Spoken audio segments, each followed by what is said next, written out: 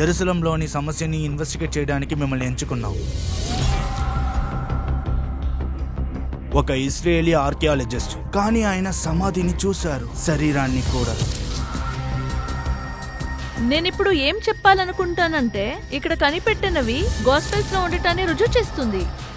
దీంతో నువ్వు ఇది యేసువైన ఎముకలని నిర్ధారించావు కదా, అవునా?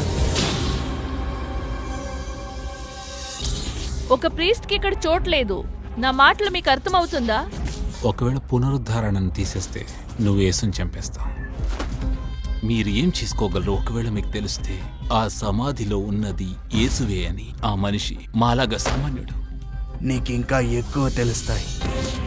గాస్పెల్ చదవండి ఫాదర్. నన్ను నమ్ము, నేను దాన్ని సైంటిస్ట్ లాగా చదువు. నేను సైంటిస్ట్ కాదు, ఒక ప్రీస్ట్ ని. మన చర్చిని రక్షించే బాధ్యత నీ చేతిలో ఉంది. ధర్మ సురక్షణ కొరకు చర్చిని కాపాడి ధర్మాన్ని కాపాడు. క్రైస్తవుల నమ్మకాన్ని అతిగమించే విధంగా ఏదైనా ఇస్రాయేల్లో జరిగితే అది చాలా దారుణమైన ఫలితాన్ని ఇస్తుంది. సమాధిని కాపాడాలి. నేను అనుకుంటున్నాను పాలిటిక్స్లో గాడ్కి ప్లేస్ లేదని. నీ చేతికే అప్పుడు రక్తం అంటుతుంది.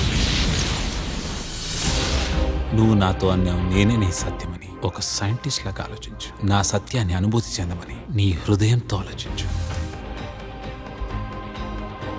నిజమే రక్షిస్తుందని క్రీస్తు చెప్పారు. నిజం మమ్మల్ని రక్షిస్తుంది.